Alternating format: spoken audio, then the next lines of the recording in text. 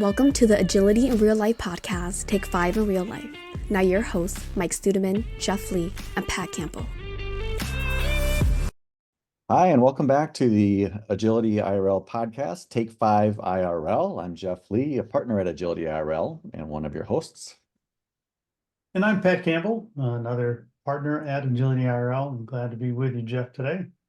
Yeah, glad to be back with you on the podcast. I know you and Mike have been talking recently about some failure modes in Agile transformations and focusing on outcomes as one of the things that really need to happen around that, business outcomes. So I want to get deeper into that today and talk about those outcomes and how we go about driving that as coaches in Agile organizations. So Pat, can you give a little context on that? What are we talking about with business outcomes? Sure, Jeff. And don't worry, Mike and I weren't talking behind your back. We were talking with your back, I guess, is one way to say it. But we're talking about business outcomes that execs leadership are focused on. Things like speed, how long does it take to deliver an idea into the market? Productivity, how are we doing in terms of value realized while maintaining or reducing cost, customer sat, quality. It typically falls into 9 areas, and those are just examples of those 9 areas, even things like employee engagement. And these are all things that execs and leadership relate to and are compensated on, and that's really what we should be looking at when we're trying to figure out why and how are we going to transform to an agile mindset and an agile approach.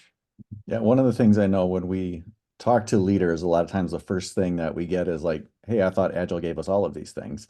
That doesn't quite work that way.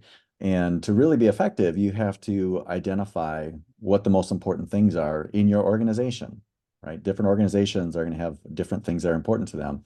So let's go through a couple examples of that, Pat. Say I'm an executive in Acme Incorporated, and we've decided our most important thing is productivity. So what? Sure. What do we do about that?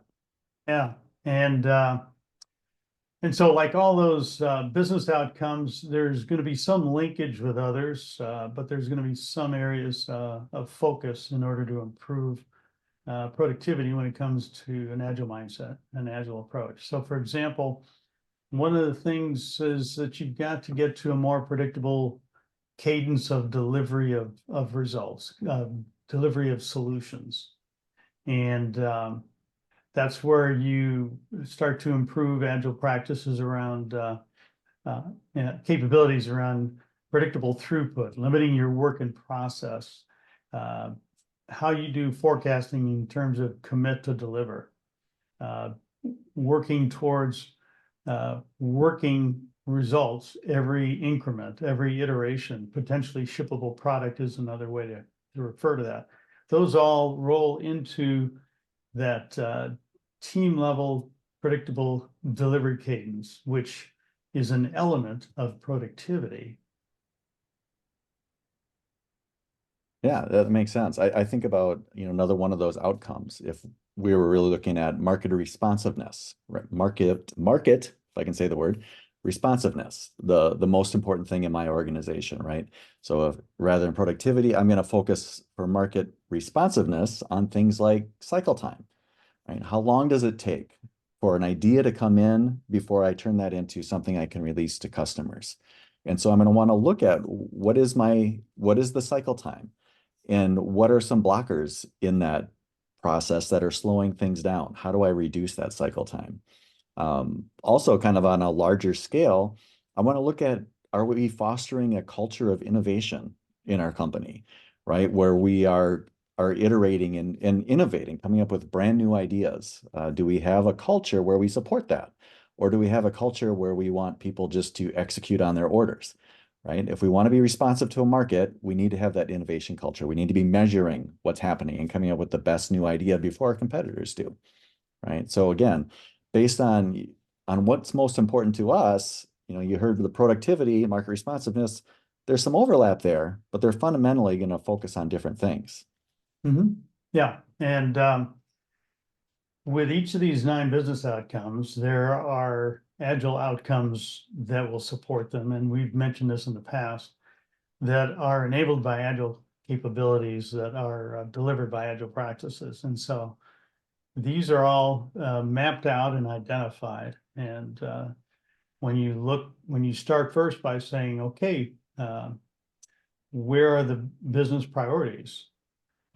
We can quickly identify where the focus should be in terms of an agile transformation then, and also map out where are the strengths and weaknesses in the current transformation because of that. So that is the concept. Absolutely. So key takeaway from this episode is really making sure that where your organization is focusing improvement efforts should be aligned with what those business outcomes are that you're trying to achieve. Any other parting thoughts for you, Pat? Yeah, in the last podcast, we kind of threw a challenge out there to go out and ask your leadership, what are the top 2 or 3 business outcomes you want to see in the next year to year and a half? And so if you've been able to do that, then, we can have a conversation about what does that mean then in terms of where to focus. So hopefully you've had a chance to do that and started to connect the dots. Yeah, and if you haven't seen those episodes, they are available on whatever platform you're looking at right now. So go ahead and rewind the previous 2 episodes really lead into this one. So if you're interested in catching up, feel free to do that. But thanks for joining us here for today's episode. Good to see you again, Jeff, and welcome back, and good to see everybody. Take care. Thank you for joining us on this episode of the take5IRL podcast. If you like it, please go ahead and share it with someone, as well as like and subscribe on your favorite podcast platform. We are available on Apple Podcasts, Spotify, and YouTube. Also, leave us a comment or a suggestion for a future episode. Again, thanks for listening, and we look forward to you joining us next time on the Take5IRL podcast.